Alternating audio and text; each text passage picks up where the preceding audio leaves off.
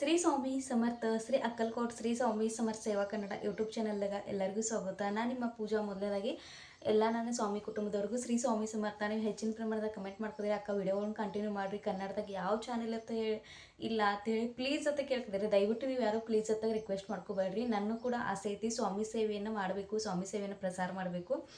ಈ ಒಂದು ಸಂಕಲ್ಪ ಮಾಡಿ ನಾ ಈ ಸೇವೆಯನ್ನು ಆರಂಭ ಮಾಡಿದೆನು. ಹಾಗಾಗಿ ಎಲ್ಲರೂ ಕೂಡ ಸೇವೆಯನ್ನು ಮಾಡಿರಿ, ನಿಮ್ಮ ಅನುಭವಗಳನ್ನ ಶೇರ್ ಮಾಡ್ಕೊರಿ. ನೀವು ನನಗೆ ಅಂದ್ರೆ ಹೆಲ್ಪ್ ಮಾಡೋದ, ನಿಮ್ಮ ಅನುಭವಗಳನ್ನ ಶೇರ್ ಮಾಡ್ಕೋದ್ರಿಂದ ಎಷ್ಟೋ ಜನರಿಗೆ ಸ್ವಾಮಿ ಸೇವೆ ಮಾಡೋಕೆ ಪ್ರೇರಣೆ ಇರ್ತೈತಿ. ಇವತ್ತು ಸ್ವಾಮಿ ಸೇವೆದಾಗಿಂದ ಒಂದು ಸಣ್ಣ ವಿಷಯವನ್ನು ನಿಮ್ಮ ಜೊತೆ ಕ್ಲಿಯರ್ ಮಾಡ್ಕೋಕೋದನು. ಅದು ಯಾವ ವಿಷಯಪ್ಪ ಅಂದ್ರೆ ಸ್ವಾಮಿ ಸೇವೆ ಮತ್ತು ಮಾಂಸಾಹಾರ. ಎಷ್ಟೋ ಜನರ ಸ್ವಾಮಿ ಭಕ್ತರಿಗೆ ಸ್ವಾಮಿ ಸೇವೆದಾಗ ಬಂದ ಕೂಡಲೇ ನಾನ್ ವೆಜ್ ತಿನ್ನೋಂಗಿಲ್ಲ, ನಾನ್ ವೆಜ್ ಬಿಡಕ್ಕೆ ಹತ್ತಿತ್ತೇಳಿ ಸ್ವಾಮಿ ಸೇವೆದಿಂದ ದೂರ ಉಳಿದಿರ. ಹಾಗಾಗಿ ಇವತ್ತು ಆ ಪ್ರಶ್ನೆಗೆ, ಆ ಒಂದು ಡೌಟ್ಗೆ ಪೂರ್ಣ ವಿರಾಮ ಕೊಟ್ಬಿಟ್ಟು ಸ್ವಾಮಿ ಸೇವೆನ ಆರಂಭ ಮಾಡೋಣ. ಮೊದಲನೇದಾಗಿ ನಾನ್ ವೆಜ್ ಅಂದ್ರೆ ಇದೊಂದು ರೀತಿಯ ಆಹಾರ ಪದ್ಧತಿ ಆಗಿದೆ. ಕೆಲವೊಂದು ಕಡೆ ನಾನ್ ವೆಜ್ ಊಟ ಸಿಗ್ತೈತಿ, ವೆಜ್ಜೇ ಸಿಗೋಲ್ಲ. ಈಗ ಕೆಲವೊಂದು ಪ್ರದೇಶದಾಗ ವೆಜ್ ತಿನ್ನೋಲ್ಲ, ಅಲ್ಲಿ ಪ್ರಸಿದ್ಧ ಊಟ ಅಂದ್ರೆ ನಾನ್ ವೆಜ್ ಆಗಿರ್ತೈತಿ. ಆವಾಗ ಅಲ್ಲಿ ಹೋದಂಥ ಟೂರಿಸ್ಟ್ ಆಗಲಿ, ಅಲ್ಲಿ ಹೋದಂಥ ನಾವು ಪ್ರತಿಯೊಬ್ಬರಾಗಲಿ ಅಲ್ಲಿನ ಊಟನ ಸವಿಯಕ್ಕೆ ಬಯಸ್ತಾರೆ. ಅದೇ ರೀತಿ ನಾನ್ ವೆಜ್ ತಿನ್ನೋದ್ರಿಂದ ನಮ್ಮ ಶರೀರದಾಗೂ ಕೆಲವೊಂದು ಬದಲಾವಣೆಗಳು ಆಗ್ತಾವೆ. ಹಾಗಾಗಿ ನಾನ್ ವೆಜ್ಜಿನ ಕೆಟ್ಟಲ್ಲತ್ತೆ ಅಲ್ಲ, ನಮ್ಮ ಶರೀರಕ್ಕೆ ಬೇಕಾಗುವಂಥ ಕೆಲವೊಂದು ಪ್ರೋಟೀನ್ಗಳನ್ನು ನಮ್ಮ ಶರೀರಕ್ಕೆ ನೀಡ್ತಿರ್ತೈತಿ. ಡಾಕ್ಟರ್ ಕೂಡ ಸಜೆಸ್ಟ್ ಮಾಡ್ತಿರ್ತಾರೋ. ಹಾಗಾಗಿ ಅದರ ಪ್ರಮಾಣ ಜಾಸ್ತಿ ಆಗಬಾರ್ದು. ಹಾಗಾಗಿ ಯಾವುದೇ ಆಹಾರ ಪದ್ಧತಿ ಮ್ಯಾಗ ನಾವು ದೋಷವನ್ನು ಕೊಡೋದು ಬೇಡ. ಪ್ರತಿಯೊಬ್ಬರಿಗೂ ಒಂದು ತನ್ನದೇ ಇಷ್ಟವಾದ ಆಹಾರ ಪದ್ಧತಿ ಅಥವಾ ತನ್ನದೇ ಇಷ್ಟವಾದ ಆಹಾರವನ್ನು ಸೇವಿಸುವಂಥ ಒಂದು ಹಕ್ಕೈತಿ. ಹಾಗಾಗಿ ಇವತ್ತು ನಾನ್ ವೆಜ್ಜನ್ನು ಬಿಡುವುದರಿಂದ ಅಥವಾ ನಾನ್ ವೆಜ್ ಬಿಡಕ್ಕೆ ಹತ್ತಿದ್ದ ಸ್ವಾಮಿ ಸೇವೆದಿಂದ ಎಷ್ಟೋ ಸ್ವಾಮಿ ಭಕ್ತರು ದೂರ ಹುಡುಕಿದ್ದಾರೆ, ಅಥವಾ ದೂರ ಸ್ವಾಮಿ ಸೇವೆನೇ ಮಾಡ್ಕಾಕತ್ತಿಲ್ಲ. ನಾ ಇವತ್ತು ಭೀ ನಮ್ಮ ಮನ್ಯಾಗ ನಾನ್ ವೆಜ್ ಮಾಡ್ತಾರೆ. ನನ್ನ ಬಿಟ್ಟು ಎಲ್ಲರೂ ನಮ್ಮ ಮನ್ಯಾಗ ನಾನ್ ವೆಜ್ ತಿಂತಾರೋ. ಮೊದಲಿಂದ ನಾನು ನಾನ್ ವೆಜ್ ತಿನ್ನಲ್ಲ, ನಾನು ಅದನ್ನು ತಿನ್ನೋ ವಿಚಾರಿಸಕಟ್ಟು ಮಾಡೋಲ್ಲ. ಹಾಗಾಗಿ ಕೆಲವೊಂದು ಸಲ ನನಗೂ ಕೂಡ ನಾನ್ ವೆಜ್ ಮಾಡಿಕೊಡುವಂಥ ಪರಿಸ್ಥಿತಿ ಬರ್ತೈತೆ. ನಮ್ಮ ಮನ್ಯಾಗ ನಮ್ಮ ಅತ್ತೆ ಯಾರೇ ಇರ್ದಿಲ್ಲ ಅಂದ್ರೆ ನಂಗೆ ಮಾಡಿಕೊಡುವಂಥ ಪರಿಸ್ಥಿತಿ ಬರ್ತೈತೆ. ಅವಾಗ ಏನು ಮಾಡಲಿ, ಸ್ವಾಮಿ ಮಹಾರಾಜರು ನೀಡಿದಂಥ ಪ್ರಸಂಗನ ನಾನು ಅಲ್ಲಿ ಎದುರಿಸ್ತಿರ್ತೇನೆ. ಅಂದರೆ ಸ್ವಾಮಿ ಮಹಾರಾಜರು ಗುರ್ತಿದ್ದು ನಾನು ಸ್ವಾಮಿ ಭಕ್ತರಿದ್ದೇನೆ, ಆದ್ರೂ ನನಗೆ ಆ ಪರಿಸ್ಥಿತಿ ತಂದಾರಂದ್ರೆ ಅವ್ರು ನಾನು ಪರೀಕ್ಷೆ ತಗೋದಾರ ಅಂತ ತಿಳ್ಕೊಂಡು ನಾವು ಆ ಪ್ರಸಂಗವನ್ನು ಎದುರಿಸಿ ಮುಂದೆ ಹೋಗೋಣ.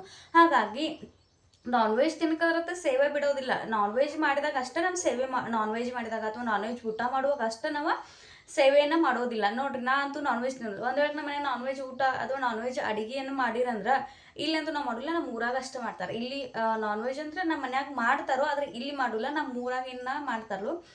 ಅಲ್ಲಿ ನಾನು ಹೋದಂದ್ರೆ ನಾನು ಸೇವೆ ಖಂಡಿತ ಆಗ್ತೈತೆ. ಯಾಕಂದ್ರೆ ಅಲ್ಲಿ ನಾನ್ ವೆಜ್ ಅವ್ರು ಮಾಡ್ತಿರ್ತಾರೋ. ಆವಾಗ ನಾವು ಒಂದು ಸ್ವಲ್ಪ ಏನರೇ ಹೆಲ್ಪ್ ಮಾಡ್ತಿರ್ತಾವೆ. ಅಡಿಗೆ ಅನ್ಕೂಡಲೇ ಒಬ್ಬರಂತೂ ಮಾಡೋಲ್ಲ, ಎಲ್ಲರೂ ಕೂಡಿ ಮಾಡ್ತಿರ್ತಾರೋ. ಹಾಗಾಗಿ ಹೆಲ್ಪ್ ಮಾಡ್ತಾರಂದ್ರೆ ಆ ದಿವ್ಸ ನಾನು ಸೇವೆ ಕಂಡೈನ್ ಮಾಡ್ತಾನೆ. ಅಂದ್ರೆ ಅದು ಸೇವೆ ಮಾಡೋಲ್ಲ, ನನ್ನ ಮನಸ್ಸಿನಾಗ ಸತತವಾಗಿ ನಾಮಸ್ಮರಣೆ ಅನ್ನೋದು ಇರ್ತೈತಿ. ಇನ್ನು ನಾವೆಲ್ಲರೂ ಅಂತೂ ನಾನ್ ವೆಜ್ ತಿನ್ನೋದ್ರಿಂದ ಅಥವಾ ನಾನ್ ವೆಜ್ ತಿಂದು ಅಂದ್ರೆ ಸ್ವಾಮಿ ಮಹಾರಾಜರು ಶಿಕ್ಷೆ ಮಾಡ್ತಾರೋ. ಸ್ವಾಮಿ ಮಹಾರಾಜರ ಸೇವೆ ನಿಯಮಗಳು ಭಾಳ ಕಠಿಣ ಇದಾವೆ. ನಮಗೆಲ್ಲ ನಿಯಮಗಳನ್ನ ಪಾಲನೆ ಮಾಡೋಕೆ ಸೇವೆ ಮಾಡೋಕೆ ಆಗೋಲ್ಲ ಅಂತೇಳಿ ಸೇವೆಯನ್ನು ಮಾಡೋಲ್ಲ. ನೋಡ್ರಿ, ಸ್ವಾಮಿ ಮಹಾರಾಜರ ನಿಯಮಗಳೇನು ಭಾಳ ಕಠಿಣ ಇಲ್ಲ. ಸ್ವಾಮಿ ಮಹಾರಾಜರು ನೀವು ಅದನ್ನ ತಿಂದು ಮಾಡು, ಇದನ್ನ ತಿಂದು ಮಾಡೋತನೇ ಹೇಳಿಲ್ಲ. ನೀನು ಎಲ್ಲ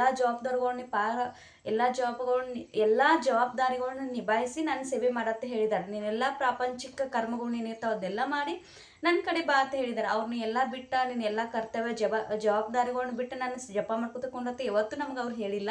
ಹಾಗಾಗಿ ನಮ್ದೇನು ಕರ್ತವ್ಯ ಐತಿ, ನಮ್ಮ ಸೇವೆ ಏನೈತಿ ಅಥವಾ ನಮ್ಮ ಮನೆಯ ಕೆಲಸದ ಎಲ್ಲ ಮಾಡಿ ನಮ್ಗೆ ಆ ಸಿಕ್ಕಂಥ ಟೈಮ್ದಾಗ ಸ್ವಾಮಿ ಸೇವೆಯನ್ನು ಮಾಡೋದೈತಿ. ಇನ್ನು ನಾನ್ ವೆಜ್ ಯಾವಾಗ ನಾನ್ ವೆಜ್ ತಿನ್ನೋದಿಲ್ಲ ಅಂದ್ರೆ ನಾವು ಸಂಕಲ್ಪಯುಕ್ತ. ಈಗ ನೋಡ್ರಿ, ಕೇಂದ್ರದಾಗ ಸಾಮೂಹಿಕ ಗುರುಚರಿತ್ರೆ ಪಾರಾಯಣ ಮಾಡ್ತಿರ್ತಾರೋ, ಏನೋ ಒಂದು ಸಾಮೂಹಿಕ ಸೇವೆ ನಡೆದಿರ್ತೈತಿ, ಅಥವಾ ದುರ್ಗಾ ಸಪ್ತಶತಿ ಪಾರಾಯಣ ಮಾಡ್ತಿರ್ತಾರೋ, ಸ್ವಾಮಿ ಚರಿತ್ರೆ ಸಾರಾಮೃತ ಪಾರಾಯಣ ಮಾಡ್ತಿರ್ತಾರೋ. ನಾವು ಕೂಡ ಮನ್ಯಾಗ 21 ದಿನದ 51 ದಿನದ ಸಂಕಲ್ಪಯುಕ್ತ ಸೇವೆಯನ್ನು ಮಾಡ್ತಿರ್ತೇವಲ್ಲ, ಅವಾಗ ನಾನ್ ವೆಜ್ ಮನ್ಯಾಗ ಮಾಡೋಂಗಿಲ್ಲ, ನಾನ್ ವೆಜ್ ತಿನ್ನೋಂಗಿಲ್ಲ. ನಮ್ಮ ಮನ್ಯಾಗ ಹೇಳೋದು, ನಾ ಈ ರೀತಿ ಸ್ವಾಮಿ ಮಹಾರಾಜರ ಸೇವೆಯನ್ನು ಮಾಡ್ಕೋದೇನು, ಒಂದು ಇಷ್ಟು ದಿನ ಅಂತ ನಮ್ಮ ಮನ್ಯಾಗ ನಾವು ನಾನ್ ವೆಜ್ ಮಾಡೋದು ಬೇಡ.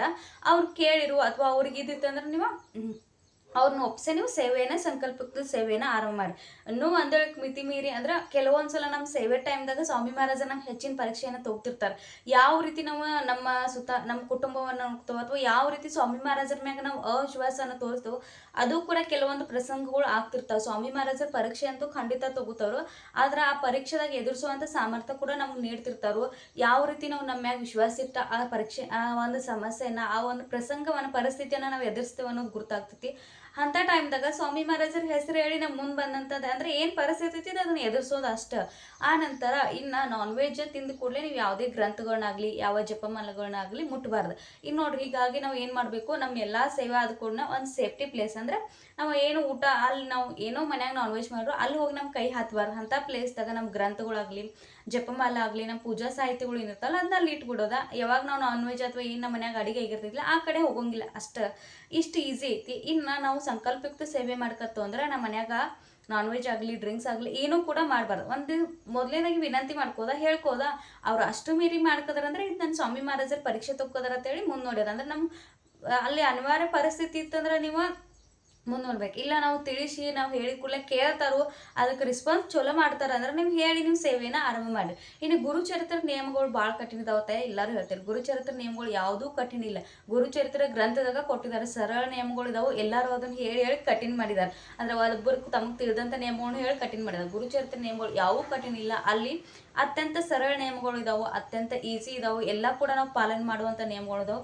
ಏನು ಹಿಮಾಲಯದಾಗ ಹೋಗಿ ತಪಸ್ ಮಾಡುವಂಥ ಏನು ನಿಯಮಗಳನ್ನ ಅಲ್ಲಿ ಕೊಟ್ಟಿಲ್ಲ. ನಾವು ಇದ್ದಂಥ ಪ್ರಪಂಚಕ್ಕೆ ನಾವು ಇದ್ದಂಥ ಸುತ್ತಮುತ್ತ ಏರಿಯಾದಾಗ ನಾವು ಕುತ್ಕೊಂಡು ಸೇವೆ ಮಾಡೋದೈತಿ. ಮೊದಲಿನ ಥರ ಏನು ಬೇರೆ ಕಡೆ ಗುಡ್ಡ ಹಿಮಾಲಯಕ್ಕೆ ಹೋಗಿ ತಪಸ್ ಮಾಡಿ ಸ್ವಾಮಿ ಮಹಾರಾಜರ ಅನುಗ್ರಹ ಪಡಿಬೇಕಂತ ಏನಿಲ್ಲಲ್ಲ.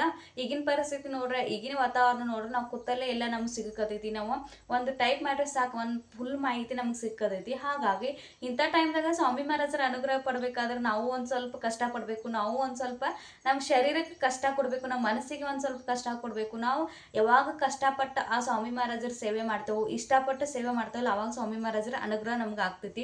ಆ ನಂತರ ಇನ್ನು ನಮ್ಮ ಮನ್ಯಾಗ ಕೆಲವೊಂದ್ಸಲ ಹೇಳ್ತಾರೆ, ಅಕ್ಕ ನಾವು ನಾನ್ ವೆಜ್ ತಿನ್ನಲ್ಲ, ನಮ್ಮ ಮನ್ಯಾಗ ನಾನ್ ವೆಜ್ ತಿಂತಾರೋ, ನಾವು ಯಾವ ರೀತಿ ಸೇವೆ ಮಾಡಲಿ ನೋಡಿ. ನನ್ನದು ಪರಿಸ್ಥಿತಿ ಅದೇ ಐತೆ. ನಾ ತಿನ್ನಲ್ಲ, ನಮ್ಮ ಮನ್ಯಾಗ ಎಲ್ಲರೂ ತಿಂತಾರೋ. ಹಾಗಾಗಿ ನಾ ಏನು ಮಾಡ್ತೇನಪ್ಪ ಅಂದ್ರೆ ಬೆಳಗಿನ ಸೇವೆ ಅಂತ ನಾನು ಪ್ರತಿನಿತ್ಯ ಆಗ್ತಿರ್ತೈತಿ. ಇನ್ನು ಸಾಯಂಕಾಲ ಒಂದು ವೇಳೆ ನಮ್ಮ ಮನ್ಯಾಗ ನಾನ್ ವೆಜ್ ಮಾಡ್ಕೊತಾರೆ ಅಂದ್ರೆ ಅವ್ನಿಗೆ ಏನು ತರೋಕ್ಕಿಂತ ಮುಂಚೆ ನಾ ಎಲ್ಲ ದೀಪಾರಾಧನೆಲ್ಲ ಮಾಡ್ಕೊಂಡ ಆ ನಂತರ ಈ ಕಡೆ ಅಂತೂ ನಾವು ಯಾರ ದೇವ್ರ ಕೋಲೆ ಅಂತೂ ಬರೋಲ್ಲ. ಮರ್ದೋಸ್ ಯಾವಾಗೆಲ್ಲ ನಮ್ಮ ಅಡಿಗೆಲ್ಲ ಖಾಲಿ ಆಗ್ತೈತಿ, ಆನಂತರ ಮನಿ ಎಲ್ಲ ಗೋಮೂತ್ರ ಹಾಕಿ ಎಲ್ಲ ಕ್ಲೀನ್ ಮಾಡಿ ಆ ನಂತರ ನೆಕ್ಸ್ಟ್ ತಲೆಮ್ಯಾಗ ಜಳಕ ಮಾಡಿ ಅಂದ್ರೆ ಜಳಕ ಅಂದ್ರೆ ಸ್ನಾನ ಮಾಡ್ಕೊಂಡು ಆ ನಂತರ ನಾವು ದೇವ್ರ ಪೂಜೆ ಎಲ್ಲ ಮಾಡ್ಕೊತಿರ್ತೇವೆ. ನಮ್ಮ ಮನ್ಯಾಗ ನೋಡ್ರಿ, ನಮ್ಮ ಮನೆಯವ್ರು ಕೂಡ ಸ್ವಾಮಿ ಸೇವೆನ ಮಾಡ್ತಾರೆ ಕಡೆ ಅವ್ರು ನಾನ್ ವೆಜ್ ತಿಂತಾರೆ. ಅವ್ರಿಗೆ ನಾನ್ ವೆಜ್ ತಿಂದು ಮೊದಲಿಂದ ರೂಢಿ ಐತಿ, ಈಗ ಬಿಡಕ್ಕಾಗತ್ತಿಲ್ಲ. ಆದ್ರೆ ಅದ್ರ ಪ್ರಮಾಣ ಕಡಿಮೆ ಆಗೈತಿ. ಹೆಂಗಂದ್ರೆ ಮೊದಲು ವಾರದಾಗ ಒಂದು 3-4 ದಿನ ಅಥವಾ ವಾರದಾಗ ಒಂದು 2-3 ದಿನ ತಿಂದ್ರು, ಈಗ ವಾರದಾಗ ಒಂದ್ಸಲ 15 ದಿನಕ್ಕಿಂತ ಒಂದ್ಸಲ ಈ ರೀತಿ ಪ್ರಮಾಣ ಕಡಿಮೆ ಆಗೈತಿ, ಕಂಟಿನ್ಯೂ ಅಂತಿಲ್ಲ. ಹಾಗಾಗಿ ಈ ಒಂದು ಸಮಸ್ಯೆ ಏನಾಗ್ತಿಲ್ಲ, ಸ್ವಾಮಿ ಮಹಾರಾಜರಿಗೆ ಸಮರ್ಪಣೆ ಮಾಡಿ ನಾವು ನಮ್ಮ ಸೇವೆಯನ್ನು ಆರಂಭ ಮಾಡೋದಿರ್ತೈತಿ. ಇನ್ನು ಸ್ವಾಮಿ ಮಹಾರಾಜರ ಸೇವೆ ಮಾಡುವಾಗ, ಸಂಕಲ್ಪಯುಕ್ತ ಸೇವೆ ಮಾಡುವಾಗ ಪರಾನ್ನ ಯಾಕೆ ತಿನ್ನಬಾರ್ದು ಅಂತ ಕೇಳ್ತಿರ್ತೇವೆ. ಪರಾನ್ನ ಅಂದ್ರೆ ಪ್ರತಿಯೊಬ್ಬರು ಮನ್ಯಾಗ ಅಡುಗೆ ಮಾಡುವಂಥ ಪದ್ಧತಿ ಬೇರೆ ಇರ್ತೈತಿ. ಹಾಗಾಗಿ ನಾವು ಅಡುಗೆ ಮಾಡುವಾಗ ವಿಚಾರ ಏನೋ ಬೇರೆ ಬೇರೆ ಮಾಡ್ತಿರ್ತೇವೆ. ಒಬ್ಬರ ಮೇಲೆ ಸಿಟ್ಟು ಮಾಡ್ಕೊತೇವೆ, ಒಬ್ಬರ ಬಗ್ಗೆ ಕೆಟ್ಟದ್ದು ವಿಚಾರ ಮಾಡ್ತೇವೆ. ಏನೋ ನಮ್ಮ ತಲೆ 108 ವಿಚಾರಗಳು ನಡೀತಿರ್ತಾವೆ. ಆ ವಿಚಾರಗಳೆಲ್ಲ ನೋಡ್ರಿ, ಅಡುಗೆಯಾಗ ನಾವು ಯಾವ ರೀತಿ ಖುಷಿಯಿಂದ ಮಾಡ್ರಿ, ನೀವು ಅಡುಗೆ ಎಷ್ಟು ಟೇಸ್ಟ್ ಆಗಿರ್ತೈತೆ. ಅದೇ ಸಿಟ್ಟಿಂದ ಮಾಡ್ರಿ, ಅಡುಗೆ ನಾವು ಎಷ್ಟೇ ಮಸಾಲೆ ಹಾಕಿದ್ರು ಕೂಡ ಅದಕ್ಕೆ ಟೇಸ್ಟೇ ಇರಲ್ಲ. ಯಾಕಂದ್ರೆ ನಾವಲ್ಲಿ ನಮ್ಮ ವಿಚಾರಧಾರೆಗಳು ಕೂಡ ಅಡುಗೆ ಹತ್ರೋಗ ಇರ್ತಾವೆ. ಹಾಗಾಗಿ ನಮ್ಮ ಪ್ರೀತಿ ಆಗಲಿ, ನಮ್ಮ ಮನಸ್ಸಾಗಿರುವಂಥ ಭಾವನೆಗಳು ಕೂಡ ಆ ಅಡುಗೆ ನಾವು ಮಾಡುವಂಥ ಅಡುಗೆ ಪದಾರ್ಥಗಳು ತೊಳಗಿರ್ತಾವೆ. ಹಾಗಾಗಿ ಸೇವೆ ಮಾಡುವಾಗ ಪರಾನ್ನ ವರ್ಜಿರ್ತೈತೆ. ಯಾಕಂದ್ರೆ ನಾವು ಮಾಡುವಂಥ ಸೇವೆ, ನಮ್ಮ ಒಂದು ಕೆಲಸ ಆಗಲಿ, ನಮ್ಮದೊಂದು ಯಾವುದೋ ಒಂದು ಸಂಕಲ್ಪಯುಕ್ತ ಸೇವೆ ಮಾಡ್ತಿರ್ತೀವಿ ಅಂದ್ರೆ ನಮ್ದು ಯಾವುದೋ ಒಂದು ಕೆಲಸಕ್ಕೋಸ್ಕರ, ನಮ್ದು ಯಾವುದೋ ಒಂದು ಉದ್ದೇಶ ಈಡೇರ್ಲತ್ತ ನಾವು ಸಂಕಲ್ಪಯುಕ್ತ ಮಾಡಿರ್ತೀವಿ. ಅಂಥ ಟೈಮ್ದಾಗ ನಾವು ಮಾಡಿದಂಥ ಸೇವೆ ನಾವು ಇನ್ನೊಬ್ಬರ ಮನ್ಯಾಗ ಹೋಗಿ ತಿಂದು, ಇನ್ನೊಬ್ಬರ ಮನ್ಯಾಗ ಹೋಗಿ ನೀರು ಕುಡ್ದು ಅಂದ್ರೆ ನಾವು ಮಾಡಿದಂಥ ಪುಣ್ಯ, ನಾವು ಮಾಡಿದಂಥ ಸೇವೆನೇ ಇರ್ತಿದ್ದಿಲ್ಲ, ಅದ್ರಾಗೂ ಅವ್ರಿಗೂ ಹೋಗಿ ಸೇರ್ತೈತಿ. ಇದು ಒಳ್ಳೇದ. ಆದ್ರೆ ನಮ್ಮ ಕೆಲಸ ಒಂದು ಸ್ವಲ್ಪ ತಡ ಆಗ್ತೈತಿ. ಹಾಗಾಗಿ ಪ್ರತಿಯೊಬ್ಬರು ನಮ್ಮ ಬಗ್ಗೆ ಒಳ್ಳೇದೇ ವಿಚಾರ ಮಾಡ್ತಾರೋ. ನಮ್ಮ ಮನೆಗೆ ಬರೋರು ಪ್ರತಿಯೊಬ್ಬರು ನಮ್ಮ ಬಗ್ಗೆ ಒಳ್ಳೇದನ್ನ ಬಯಸ್ತಾರಂತೇಳಿ ನಾವು ಈಗಿನ ಕಾಲದಾಗ ತಿಳ್ಕೊಳ್ಳೋದಂತೂ ತಪ್ಪು. ಪ್ರತಿಯೊಬ್ಬರು ಮ್ಯಾಲೆ ನೋಡೋಕೆ ಎಷ್ಟು ಸುಂದರವಾಗಿ ಅಂದ್ರೆ ನಮ್ಮ ಎಷ್ಟು ಬಣ್ಣದ ಮಾತುಗಳು ಹೇಳ್ತಿರ್ತಾವೆ, ಎಲ್ಲ ನಮ್ಮ ಬಗ್ಗೆ ಚಲೋ ಮಾತಾಡ್ತಾರೆ. ಆದರೆ ಇನ್ನೊಂದ್ಸಲ ನಾವು ಯಾರೋ ಬಗ್ಗೆ ಮುಂದೆ ಏನೋ ನಮ್ದು ಹಿಂಗಾಯ್ತು, ಅವ್ರದ್ದು ಹಿಂಗಾಯ್ತು ಅಂದ್ರೆ ನಮ್ಮ ಬಗ್ಗೆ ಕೆಟ್ಟಾಗಿ ವಿಚಾರ ಕಮೆಂಟ್ಗಳನ್ನು ಮಾಡ್ತಿರ್ತಾರೆ. ಅಂಥ ಟೈಮ್ದಾಗ ನಾವು ಸುರಕ್ಷಿತವಾಗಿ ಅಂದ್ರೆ ನಮ್ಮಷ್ಟಕ್ಕೆ ನಾವು ಕಾಳಜಿನ ತೊಗೊಂಡು ನಾವು ಮನ್ಯಾಗ ಸೇವೆ ಮಾಡೋದನ್ನ ನೀವು ಹೇಳ್ರಿ. ಆದ್ರೆ ನಾ ಈ ರೀತಿ ಸೇವೆ ಮಾಡ್ಕೋದೇನು, ನನಗೆ ಸ್ವಾಮಿ ಮಹಾರಾಜರು ಈ ರೀತಿ ಸೇವೆ ಮಾಡ್ಕೋದೇನು, ನಂದು ಈ ಕೆಲಸ ಆಗ್ಲತ್ತನ ಸೇವೆ ಮಾಡ್ಕೋದೇನು ಅನ್ನೋದು ಹೇಳ್ಬೇಡ್ರಿ. ಸೇವೆ ಯಾವಾಗ ಹೇಳ್ರಿಪ್ಪ ಅಂದ್ರೆ ನಿಮ್ದು ಯಾವಾಗ ಕೆಲಸ ಆಗಿರ್ತೈತಿ, ನಂದು ಈ ಸೇವೆ ಮಾಡೀನಿ, ನಂದು ಈ ಕೆಲಸ ಆಗಿರ್ತೈತಿ ಯಾವಾಗ ಹೇಳ್ರಿ ಅಂದ್ರೆ ನಿಮ್ಮ ಆ ಕೆಲಸ ಆಗಿರ್ತೈತಿ, ನಿಮ್ಮ ಫ್ರೆಂಡ್ಸ್ ಆಗಲಿ, ನಿಮ್ಮ ಸುತ್ತಮುತ್ತ ಯಾರಿಗೆ ಸಮಸ್ಯೆ ಇರ್ತೈತಿ, ಅವಾಗ ನೀವು ಇದನ್ನು ಅವ್ರಿಗೆ ಒಂದು ಸಲಹೆ ಅಂತ ನೀಡ್ರಿ, ಅಥವಾ ಒಂದು ಸೇವಾ ಪ್ರಸಾರ ಮಾಡ್ಕೋದೇನಂತ ಹೇಳ್ರಿ. ಇಷ್ಟು ದಿನ ನಾ ಈ ಸೇವೆಯನ್ನು ಮಾಡಿ ನನಗೂ ಈ ರೀತಿ ಸಮಸ್ಯೆ ಇತ್ತು, ನಾನು ಈ ರೀತಿ ಸೇವೆ ಮಾಡೀನಿ, ಈ ಸೇವೆದಿಂದ ನನಗೆ ಇಷ್ಟು ಒಳ್ಳೇದಾಗೈತಿ, ನೀನು ಕೂಡ ಮಾಡಿ ನೋಡಿ ಏನಾಗೋತೈತಿ, ಎಲ್ಲ ಮಾಡ್ಕೋದಿ, ಇದೊಂದು ಉಪಾಯ ಅಂತ ಹೇಳಿ ನೀವು ಅವ್ರಿಗೆ ಸಲಹೆಯನ್ನು ನೀಡಿ, ಸೇವೆಯನ್ನು ನೀಡ್ರಿ. ಆದ್ರೆ ನಾ ಈಗ ಮನೆ ಸೇವೆಗೆ ಒಂದೇ ದಿನ ಆಗಿ ಸ್ಟಾರ್ಟ್ ಮಾಡಿ ಅದನ್ನು ಊರೆಲ್ಲ ನಂಬಿರೋ ವರ್ಷ ಹೇಳೋದು ಬೇಡ. ನನ್ನ ಸೇವೆ ನನ್ನ ಮಹಾರಾಜರಿಗೆ ನನಗೆ ಅಷ್ಟೇ ಗುರ್ತಿರ್ಲಿ. ಯಾವಾಗ ನನ್ನ ಅಚ್ಚೆ ಅಥವಾ ಯಾವಾಗ ನನ್ನ ಸ್ವಾಮಿ ಮಹಾರಾಜರ ಅನುಗ್ರಹ ಮಾಡ್ತಾರಲ್ಲ ಅವಾಗ ನೀವು ಸೇವೆಯನ್ನು ಪ್ರಸಾರ ಮಾಡಿರಿ.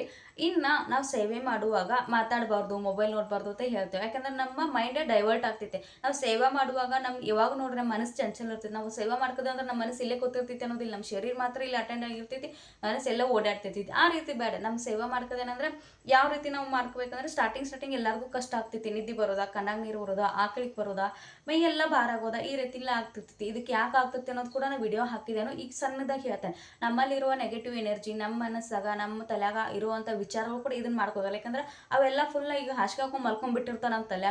ಈಗ ನಾವು ಒಮ್ಮೆ ಒಳ್ಳೇದಕ್ಕೆ ಆಧ್ಯಾತ್ಮಿಕ ಹೋಗಿ ಎಂಟ್ರಿ ಹಾಕತ್ತು ಅಂದ್ರೆ ಬ್ಯಾಡ್ ಇದೆಲ್ಲ ನಿಂಗೆ ಸೂಟ್ ಆಗೋಲ್ಲ, ಎದ್ನೇಳಿ ಹೇಳತ್ತೇಳಿ ನಮ್ಮನ್ನ ಎಬ್ಬಿಸ್ತಿರ್ತಾವ. ಆದ್ರೂ ನಾವು ಏನೇ ತ್ರಾಸ ಆದ್ರೂ ಕೂಡ ನಾ ಆ ಸೇವೆಯನ್ನು ನಾ ಪೂರ್ಣ ಮಾಡೇ ಹೇಳ್ತೇನೆ ಅಂತೇಳಿ ನೀವು ಮಾಡಿ ಆ ಸೇವೆಯನ್ನು ಮಾಡಿ ಹೋತಾ ಅವೆಲ್ಲ ನಮ್ದು ಜಾಗ ಖಾಲಿ ಮಾಡಿ ನಮ್ಮಲ್ಲಿ ಸುವಿಚಾರಗಳು ಬರ್ತಾವೆ, ಒಳ್ಳೆ ವಿಚಾರಗಳು ಬರ್ತಾವೆ, ಒಳ್ಳೆ ನಡತೆ, ಒಳ್ಳೆ ಮಾತ ಎಲ್ಲ ನಮ್ಮಲ್ಲಿ ರೂಢಿ ಆಗ್ತೈತಿ. ಆ ನಂತರ ಇನ್ನು ನಾವು ಸೇವೆ ಮಾಡುವಾಗ ಯಾಕೆ ಮಾತಾಡಬಾರ್ದು ಅನ್ನೋದು ಹೇಳ್ತೇನೆ.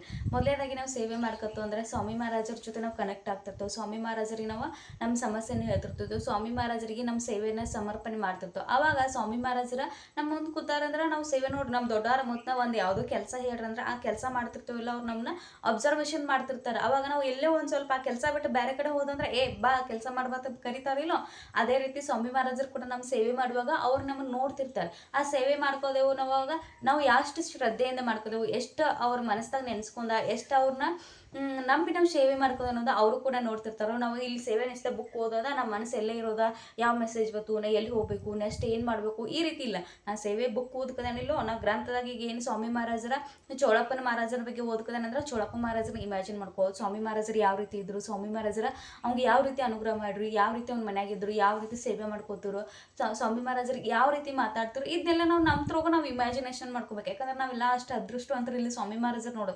ಈಗೇನು ಸ್ವಾಮಿ ಮಹಾರಾಜರ ಈ ಫೋಟೋದಾಗ ನೋಡ್ಕೋದೆವು, ಸ್ವಾಮಿ ಮಹಾರಾಜರ ಅಕ್ಕಲ್ಕೋಟದಾಗ ನೋಡ್ಕೋದೆವು.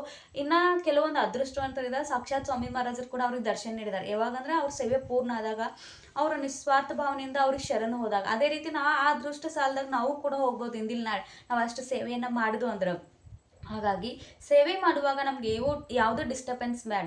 ಎಲ್ಲರಿಗೂ ಹೇಳಿಡ್ಬೇಕು, ನಾ ಈಗ ಸೇವೆ ಮಾಡ್ಕೋದೇನು ನಾನು ಯಾರು ಮಾತಾಡಬೇಡ್ರಿ, ನಿಮ್ಮ ಸಾಮಾನು ಬೇಕಾಗಿತ್ತಂದ್ರೆ ನೀವು ತಗೋರಿ, ಒಂದು 15 ನಿಮಿಷ ತಡೀರಿ, ನಿಮ್ಗೆ ಒಂದು 10 ನಿಮಿಷ ವೇಟ್ ಮಾಡಿರಿ, ನಾನೇ ಬಂದು ಕೊಡ್ತೇನೆ, ಆದ್ರೆ ನಾನು ಡಿಸ್ಟರ್ಬ್ ಮಾಡಬೇಡ ಅಂತ ಹೇಳ್ಬೇಕು. ಇಲ್ಲ ಇನ್ನು ಎಲ್ಲರೂ ಹೋದ್ಕೂಡಲೇ ನಾನು ಸೇವೆ ಮಾಡ್ತೇನೆ ಅಂದ್ರೆ ಉತ್ತಮ. ಯಾರು ಇವರು ಕೂಡ ನಮ್ಮ ಮನ್ಯಾಗ ನಾವು ಸೇವೆ ಮಾಡ್ಬೋದು. ಇನ್ನು ಸೇವೆ ಮಾಡುವಾಗ ದೀಪ ಅಥವಾ ಉದ್ಬತ್ತಿಯನ್ನು ಹಚ್ಚಿಡ್ಬೇಕು. ಯಾವುದೇ ಒಂದು ದೇವ್ರ ಪೂಜೆ ಮಾಡುವಾಗ ಮೊದಲನೇದಾಗಿ ಅಗ್ನಿಯನ್ನು ಪ್ರಜ್ವಲನೆ ಮಾಡಿ ನಾವು ದೀಪಾರಾಧನೆ ಮಾಡಿ ಆ ಸೇವೆ ಪೂರ್ಣ ಹೋಗಿ ಸ್ವಾಮಿ ಮಹಾರಾಜರಿಗೆ ಸಮರ್ಪಣೆ ಆಗ್ತೈತಿ. ಹಾಗಾಗಿ ಇಷ್ಟೆಲ್ಲ ಮಾಹಿತಿ ಏನಿಲ್ಲ, ಇದು ಅತ್ಯಂತ ಸರಳ ಮಾಹಿತಿ ಐತೆ. ಸ್ವಾಮಿ ಮಹಾರಾಜರು ನಾನ್ ವೆಜ್ ತಿನ್ಬಾರ್ದು ಅಂತ ಹೇಳಿ ತಲೆ ಕೆಡ್ಸ್ಕೊಬೇಡ್ರಿ. ಯಾವತ್ತು ನಿಮ್ಗೆ ನಾನ್ ವೆಜ್ ಊಟ ಮಾಡೋದಿರ್ತಿದ್ಲ ಆ ದಿನ ಸೇವೆ ಮಾಡಬೇಡ್ರಿ. ಇಷ್ಟು ತಲೆ ಇಟ್ಕೊಂಡ ಮರುದಿನ ತಲೆ ಮ್ಯಾಗ ನೀರು ಹಾಕೊಂಡ ಅಂದ್ರೆ ತಲೆ ಸ್ನಾನ ಮಾಡ್ಕೊಂಡ ಸ್ವಾಮಿ ಮಹಾರಾಜರಿಗೆ ಹೊಳ್ಳಿ ನೀವು ಸೇವೆನ ಆರಂಭ ಮಾಡಿ. ಇಷ್ಟು ಮೈಂಡ್ದಾಗ ಇಟ್ಕೊಂಡ ಸ್ವಾಮಿ ಮಹಾರಾಜರು ನನ್ನ ಸೇವೆಯನ್ನು ರುಜು ಮಾಡ್ಕೋತಾರೋ, ಸ್ವಾಮಿ ಮಹಾರಾಜರ ನನಗೀಗ ಇದು ರೂಢಿ ಆಗೈತಿ, ನೀವು ಇದನ್ನು ದೂರ ಮಾಡ್ರಿ ಅಂತೇಳಿ ಸ್ವಾಮಿ ಮಹಾರಾಜರು ಸಂಪೂರ್ಣ ಶರಣ ಹೋಗಿ ಸೇವೆಯನ್ನು ಮಾಡಿರಿ, ಸೇವೆಯನ್ನು ಪ್ರಸಾರ ಮಾಡಿರಿ. ಇವತ್ತಿನ ಈ ಮಾಹಿತಿ ನಿಮ್ಗೆ ಇಷ್ಟ ಆಗಿತ್ತು ಅಂತ ಭಾವಿಸ್ಕೋದೇನು. ಇದೇ ರೀತಿ ಹೊಸ ವಿಡಿಯೋಗಳ ಹೊಸ ಸ್ವಾಮಿ ಸೇವೆ, ಸ್ವಾಮಿ ಅನುಭವವನ್ನು ಇನ್ನು ಮುಂದೆ ತರೋದೈತಿ. ನೀವು ಕೂಡ ಅನುಭವ ಬಂದಿರೋ ಶೇರ್ ಮಾಡ್ಕೋರಿ, ಮತ್ತು ಹೊಸವಾಗಿ ನೋಡೋರು ಚಾನಲ್ನ ಸಬ್ಸ್ಕ್ರೈಬ್ ಮಾಡ್ಕೊಂಡು ನೋಡ್ರಿ, ವಿಡಿಯೋನ ಶೇರ್ ಮಾಡಿರಿ. ಇದೇ ರೀತಿ ನಿಮ್ಮ ಸಪೋರ್ಟ್ ಇರಲಿ. ಮುಂದಿನ ಹೊಸ ವಿಡಿಯೋ ಜೊತೆ ನಿಮ್ಮ ಮುಂದೆ ಬರ್ತೇನೆ. ಶ್ರೀ ಸ್ವಾಮಿ ಸಮರ್ಥ.